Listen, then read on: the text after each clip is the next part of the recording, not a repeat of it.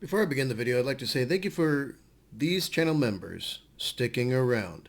Now running in my lobby, Fluffy Chuff Knuffles, Elias IDK, and Steve Hughes. Click the join button, sign up today, and please help these four incredibly heroic individuals who are part of the Decent Humans roster to give their backs a rest for carrying basically everybody else on the channel. So click the join button today or buy some merch. Link will be in the description box down below. One of the two will help. Doing this ain't free, and it does cost something to do it. So why not try to pay it forward? That being said, hi. So we're still going down this rabbit hole of SCP, right? And what better way than to figure something out for ourselves, right? And that is SCP. Which mobile task force would you join? SCP Explained story and animation. Dude. All right, y'all ready for this? Y'all ready for this? I'm ready. Let's do it.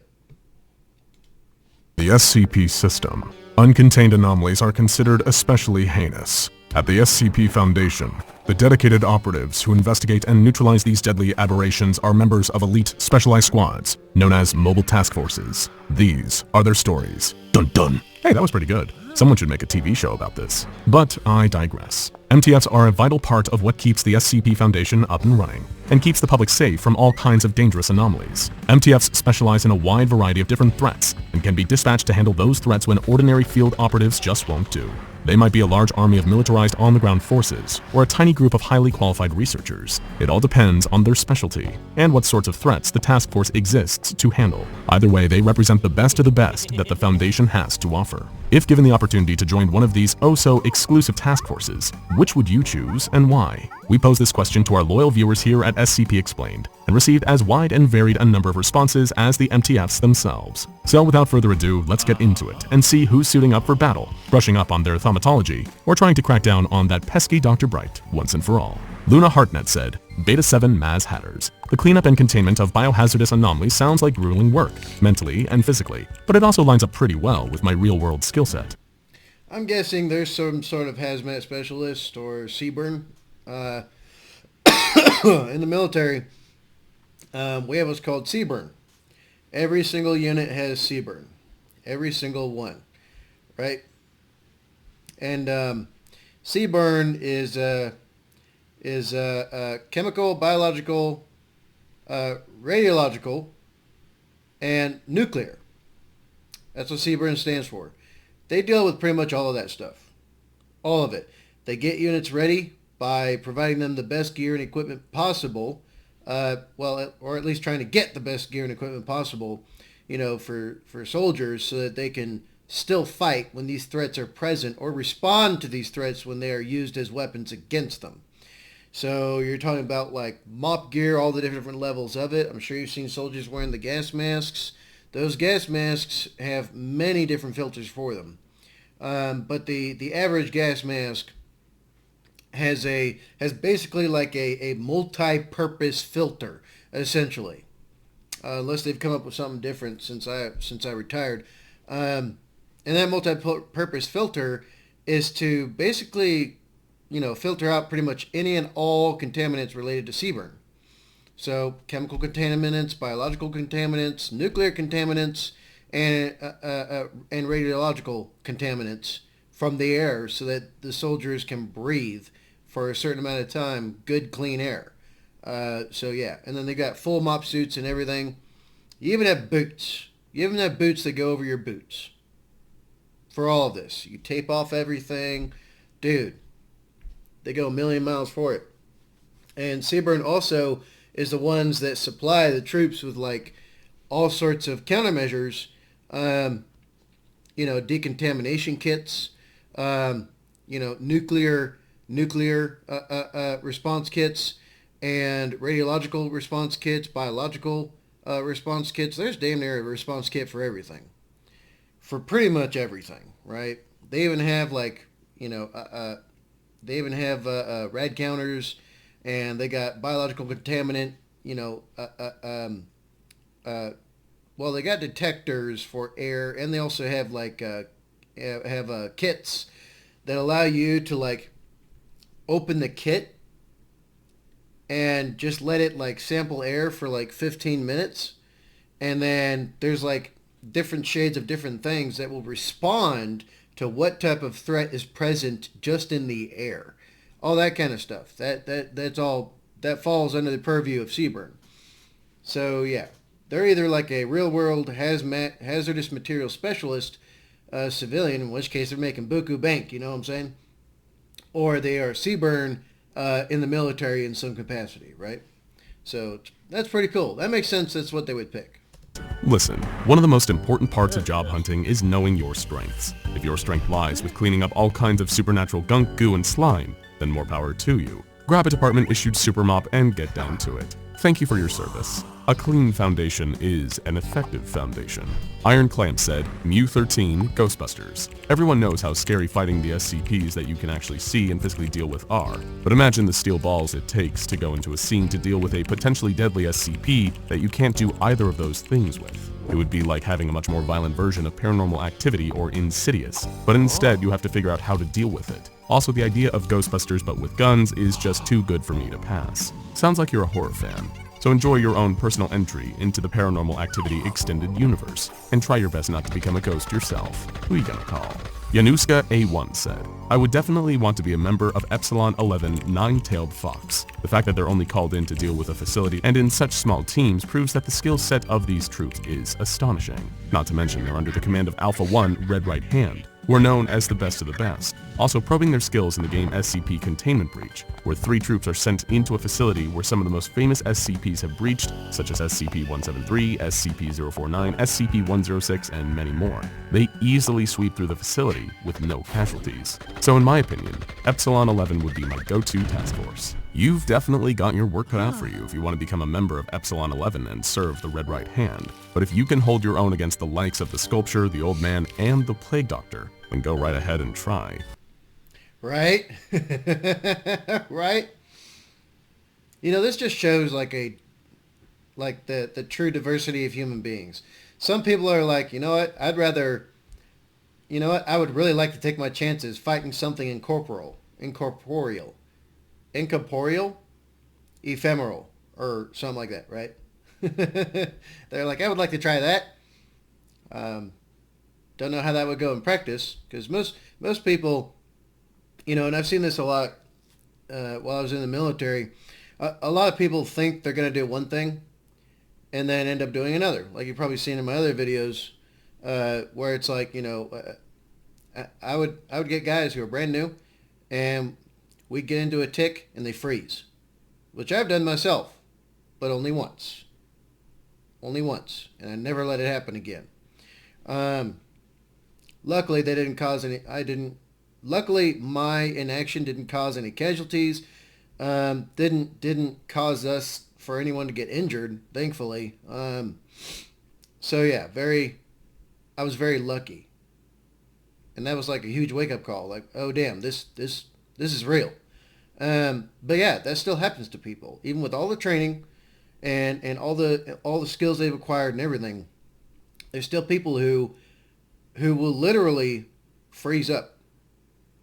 It still happens. They think, you know what, now I'm some bad mofo and I got my gear, I got my gun, and let's do it. And then, you know, some rounds like spang off of the side of their vehicle and they're just like, did that happen? And I have to come over and grab them and be like, get the hell down. And shocks their system. So yeah, who actually, not a lot of people know until they go and do it. So that's why I always tell people, you never know until you try. You never know until you try. I hope you've got quick reflexes, an itchy trigger finger, and can go hours without blinking. Rift Z said, I'd proudly wear the insignia of MTF 8-10 See No Evil. I think visual cognitohazards is a really interesting thing to work with. Interesting, sure, and extremely dangerous too. Good job knowing what you want, and knowing that what you want is to risk exposure to all kinds of things that'll make it impossible to trust your own eyes. Don't worry. We've heard working with 8-10 is a lot like a game of Marco Polo. Only if you get it wrong, you break your brain, die, and unleash unspeakable destruction on countless innocent people. The drum major said, definitely MTF Alpha 9 Last Hope. I've always loved the more human-friendly anomalies, and feel like even the most hostile sentient entities have some sort of kindness within them that can be shown if given time. Being able to work alongside these friendly entities to help people would be amazing. Oh, that's so sweet. So instead of just containing anomalies, you'd like to have them as your coworkers. It is a pretty impressive team you'd be joining. One that includes the likes of Iris Thompson, SCP-4051, also known as your friendly neighborhood Keter, and the shadowy icon of crime fighting we call the Spectre. But there's no need to be intimidated. I'm sure you have your own strengths to bring to the table too. Makes sense. Makes sense. Some people are like, I'd rather work alongside SCPs to do stuff than just straight up just go up against SCPs.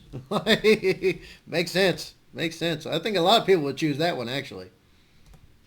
You always get everyone's coffee order right, or you're great at giving pep talks. Whatever it is, you'll be a great addition to the team. Lemon Demon Danganronpa, oh, the name you have there, said, "It would be interesting for me to be a part of MTF Omega-9, also known as the Scrubs. For context, they are a group of gamers who got trapped in a lobby of Quake and now help out the Foundation. While being stuck in a game would have some psychological consequences, it would be fun to 360 no-scope the competition and other SCPs who dare stand in my way. Why settle for being a Twitch streamer or a professional in the world of esports, when you could just leave your earthly life behind completely and spend the rest of your days in a world of pixels and non-stop action? You'll miss your friends and family, sure, but don't think too hard about that part. The rest of it sounds pretty poggers. Do people still say that? Don't tell me, I don't want to know." I feel like that would be a lot of people. But then again, you know, the part about missing friends and family, like, I don't know. There's a lot of people who are really into self-isolation. They're really into it. And I'm not talking about people who are like depressed or sad or anything like that. There's actually people I know who I literally have to like damn near kick in their door and be like, dude, let's freaking go do something. Like, and they're like, no, my sanctuary, as I drag them away. And then we end up going out to have some fun, right? Right. But they're really into self-isolation. They're like, you know what? I got my food, got my computer or, you know, game station of some kind, or my TV and my books and my comics, and all that kind of, they're all into it, right? They're all into it, you know? And it's not coming from a place of like I said, depression or sadness or whatever. It's just like they have their little happy space. You know what I'm saying? They have their happy space. I just sometimes drag them out of that. But there's no negative consequences to them, of course, you know, for any reason. That would be different for people who have like actual like depression or extreme social anxiety. I've encountered people like that as well, where if you do drag them out of their comfort zone, it's 50-50 on what their response to that would be. On one hand, trauma, which psychological trauma can happen from doing that. On the other hand, maybe you'll help them to kind of come out of the shell, so to speak, right? But would you take that chance? Let's keep going. God, I'm cringe. The Raging Atom said, "This isn't even a contest. I'd go with MTF Sigma 3, the Bibliographers. Of course, not until after the whole library invasion thing had cooled off and they reorganized. It's just the closest you could get in the Foundation to recreational anomalous usage, which is awesome. Who knows, maybe I'll sacrifice everything I hold dear to become a Type Blue. Smart move, waiting for the action to cool off first. If you end up becoming a Type Blue, let us know. I need a magic act for my nephew's birthday party, and he said last year's amazing Melvin pulling a rabbit out of a hat wasn't cool enough for his 6th grade friends. It was really hurtful." Mannequin Skywalker, okay, that was funny, said, "Honestly going to say MTF Lambda 14, 1-star reviewers. I've got a lot of experience in retail in many different positions, so I think I'd fit in there with being able to tell what seems anomalous or potentially how to deal with a retail-oriented SCP, including a Karen class. After working in retail, I'm sure you've seen..." He said including a Karen class.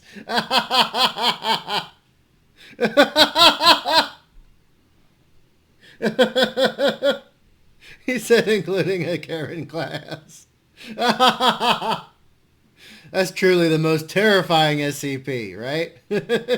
Seen horrors that would put the findings of the SCP Foundation to shame. After you've dealt with unruly customers picking a fight about coupons 20 minutes after closing time, there's nothing you can't handle. Tor the Jackal said, I'd go with Zeta 9 mole rats. I love enclosed spaces, especially those underground. If given the opportunity, I would definitely join Zeta 9. Are you sure you're not part mole? Groundhog maybe. I've never met anyone who, quote, loves enclosed spaces, let alone underground ones. But I also got kicked out of my local spelunking team for crying too much, so maybe that's just me.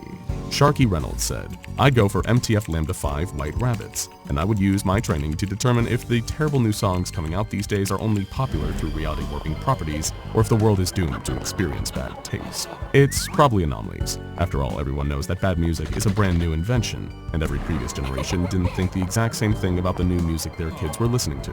Hang on, I'm being told that's absolutely what happened, and that taste is subjective. Sounds fake.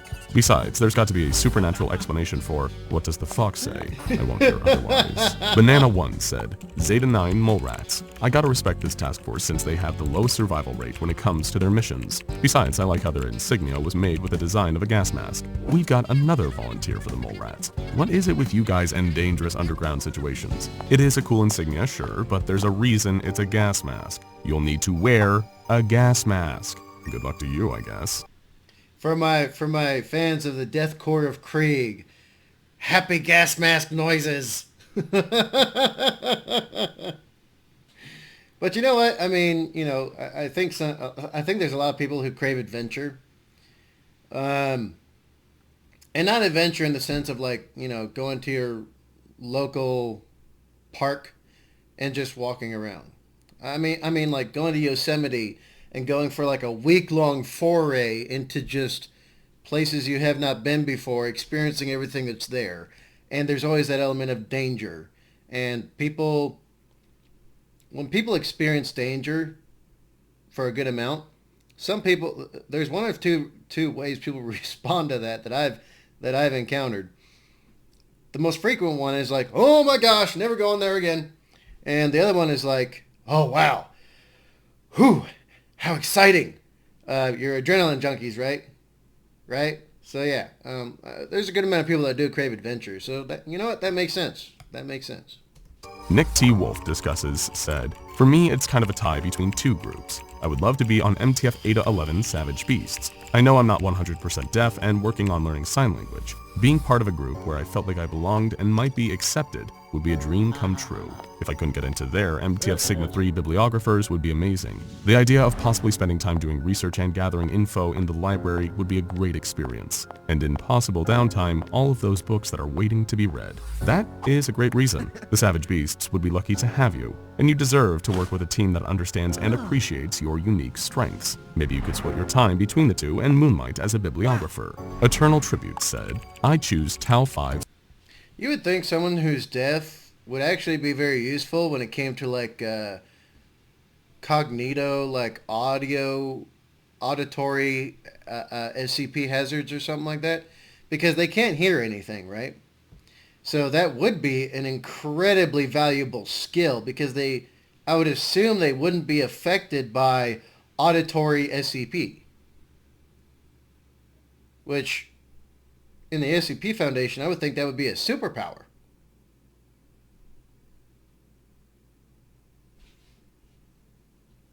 Let me know what you think. Samsara. I already feel basically emotionless, so it would have zero impact on me, and I like the idea of immortality and being a cyborg. I love technology. However, my alternative would be the debuggers or Skynet, because I am decent with computers. Hey buddy, you okay? I'm just checking. Fabian Roberts said, MTF Beta... That's a valid question. I'm emotionally dead inside. Dude, there's a lot of people that suffer from that. And I slip into that myself. I may seem like bright and cheery and funny and hilarious sometimes, or full of rage, but I do slip into it sometimes where it's like I fall into the doldrums, right? If you don't know what the doldrums are, look it up. DOLDRUMS, doldrums, right? Where everything feels numb. Entirely numb. Like you don't have emotional responses to things. The world seems like it's turned to gray. You don't really recognize colors anymore.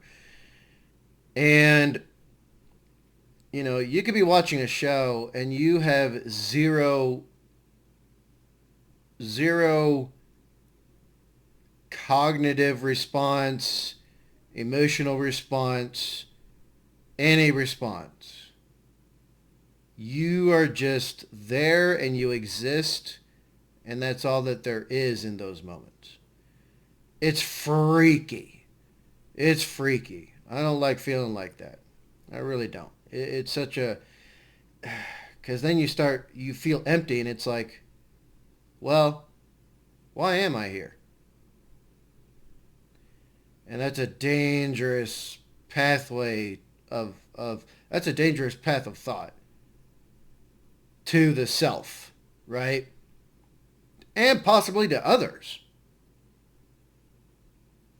But I know exactly what he's talking about, or what they are talking about. Hectate's spear, because I think it'd be interesting to look for knowledge about the occult rituals and how to stop them, especially in instances where an SCP was involved. Specializing in thaumaturgical ritual analysis, eh? It's the closest thing out here to joining a literal wizard army, so I can see the appeal. Just be careful. The world of thaumatology attracts the attention of forces you don't want putting a magical target on your back. Unlike the aforementioned Amazing Melvin, these guys are doing this stuff for real, and they'll do a lot worse than sawing you in half if you slip up on the job. Mr. Pixel said, I would probably want to be part of MTF Epsilon 9, the Fire Eaters. After all, who can say no to the alluring destructive power of fire? And it's not a war crime if I roast mostly anomalous creatures instead of humans. For the second time in this video, I say, are you okay, buddy? Maybe you should have a glass of water. You can't use it to roast your enemies alive, but it'll help you settle down. Nico. Well, we found a pyro, right? Bub. I have met some people who are obsessed with like fire and explosives and stuff like that. And it's no surprise that some of them were actually demolition experts. Like, and some of them were actually like in EOD, explosive ordnance disposal.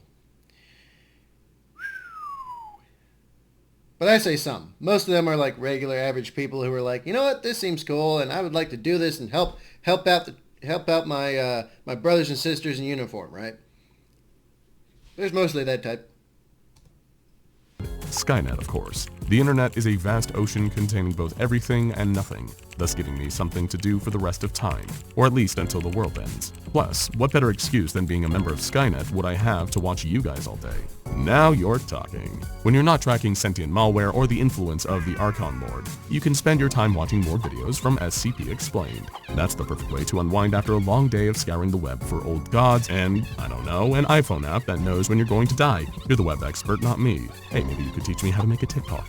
That was cringe. Incidentally, we do have a TikTok now at SCP Explained Official. Go check it out after the video. Well, we found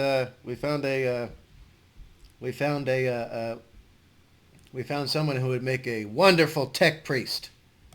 Apple3 said, Beta 7. I'm a biochemist in real life, so this would just go well with my skill sets. Working with anomalous biohazard cleanup sounds like grueling mental and physical work.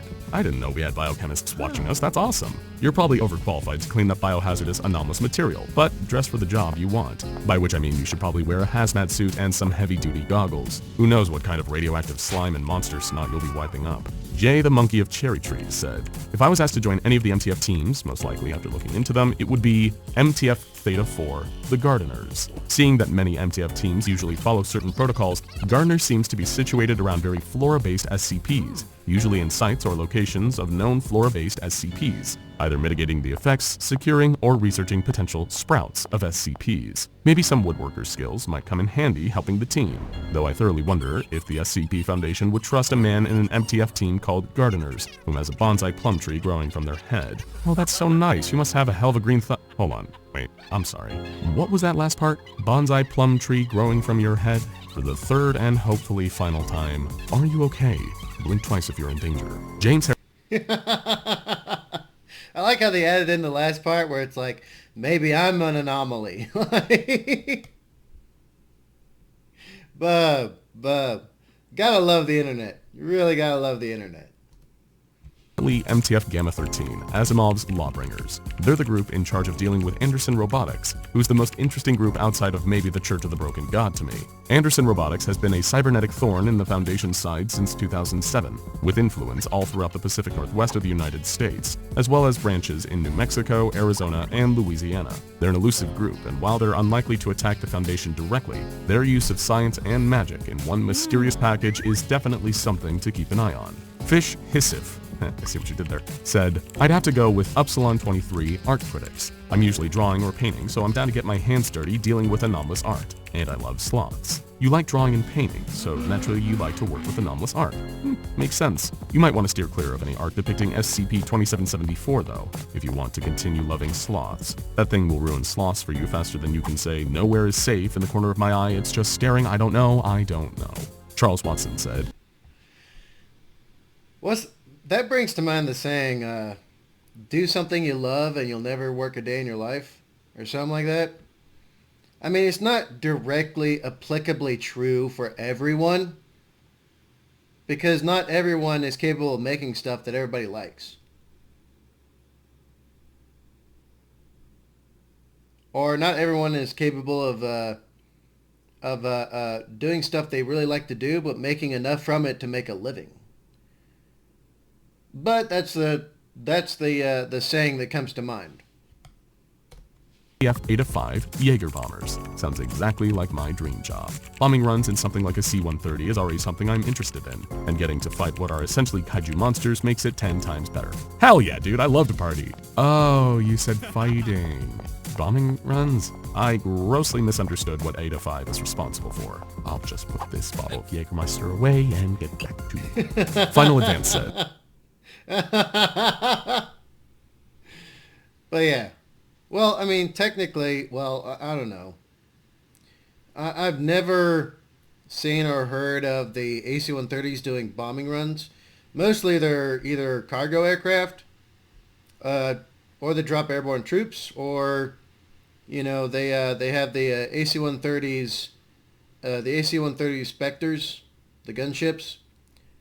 Well, I mean, I guess, no, that's definitely not a bombing run, because they have artillery on the gunship. It's floating guns in the sky. And they're awesome. Super awesome. Saved my butt more than once. I love my AC-130 guys. I love them. MTF Eta-11 Savage Beasts. I get triggered by even non-anomalous noises easily, so dealing with audio-based cognitohazards where noise discipline and actively shutting out sounds is perfect for me. If you hate sounds, I guess there's no better workplace than somewhere where you have to avoid hearing things at all costs. You'll be facing off against trumpets that can collapse walls, an anomalous chord progression, and even a corrupted Beatles song. So make sure you get some really good quality noise-canceling headphones though, or you'll be in for a rude awakening. Alexander Berry said, Bright 99. Oh no you don't, as a way to contain them more efficiently. I'd have them set up some form of comedic entertainment to be broadcasted throughout the Foundation to boost morale while keeping the Brights entertained. Of course, to be safe, we'll keep an eye on all items they have access to and run the broadcast through a filter to get rid of possible cognitohazards. Oh no you don't is right. If you're a regular viewer of this channel or a fan of the designated page on the SCP Wiki, you know that there are more things Dr. Bright is not allowed to do than there are things he is. It'll take some pretty good comedic entertainment to keep Bright occupied. I don't think you can just throw on SpongeBob or Cocomelon and call it a day. Dr. Bright is way too attracted to real-life chaos to be distracted by television, though it's a nice enough idea. Or wait, are you suggesting we give Dr. Bright his own TV show? That is too much power. You cannot let him on the airwaves. He'll have half the Foundation quacking like a duck and making the other half's head explode before you even change the channel. Sorry, your request to join Bright 99 has been denied. Kurt Gamer said. At some point, I have a feeling we're gonna like go down the like story of Dr. Bright, because I see him referenced a lot in videos, and it's always in some kind of context of like an ultra mad, you know, scientist type guy that might be an SCP himself, or at least I'm pretty sure he's an SCP. Crazy. I would proudly put the insignia of MTF Theta 90 on my shoulder, knowing that I have defended humanity, especially children, from the anomalous mathematics problems. I will even happily lay down my life to protect children from trauma, stress, and especially depression that anomalous math can do. I think math in its entirety is even anomalous. Let us rally together to ask the O5 Council to contain math entirely, due to its anomalous ability to make anyone cry and be depressed. I hope my work can bring a smile to the children that I have defended. This brought a tear to my eye. Thank you, Kurt, for your willingness to fight against the scourge that is simple mathematics. With your hard work, children all over the world will never need to hear about Billy buying 30 watermelons and 22 apples ever again. Now go check out SCP Elite. Well, I mean, look, I'm a fellow, mathematics not liker. So yeah, I get where he's coming from. Oh, just getting through Algebra 2 was a monumental, just absolute unit of a struggle. I'd have much rather, I would much rather, I'd much rather fight an SCP than do too much more math. Or maybe I'm just mentally lazy. It's one of those two things. Probably. Mobile Task Force Explained, and SCP Global Occult Coalition. Oh, okay. That's the end of the video. All right. There we go, folks. Which SCP Mobile Task Force would you join? Which one? There's so many. There's an MTF for everything. Literally everything. Dude. Crazy. Just crazy. But what did y'all think? What did y'all think? Y'all let me know. Let me know. All right? Let me know in the comments. There's mobile task forces for every... How many personnel does the SCP Foundation have? It's got to be in the millions. It has to be in the millions. To do all of that. They got to be giant. But what do y'all think? Y'all let me know in the comments down below. All right, you know what time it is. You like SCP? You like this content? You like me? Then please like, share, comment, and subscribe. Then hit the real subscribe button called the notification bell so you get videos when I post them up. Or better yet, get into the Discord. Link will be in the description box down below. We now have merch. I now have shirts and sweatshirts and stuff. I made them super cheap compared to pretty much everybody else that advertises merch. A lot cheaper. A lot cheaper. And also, why not click that join button? You're still here. It's like a 30-plus minute video. You're still here. Why not click the join button? There's two tiers. There's like $1.99 and like $3.99. And both of which you gain the title of Decent Human. What's not to brag about, right? That being said, be good. Be safe. Make your life for yourselves. And I will see y'all in the next one. BlastCapBadger out.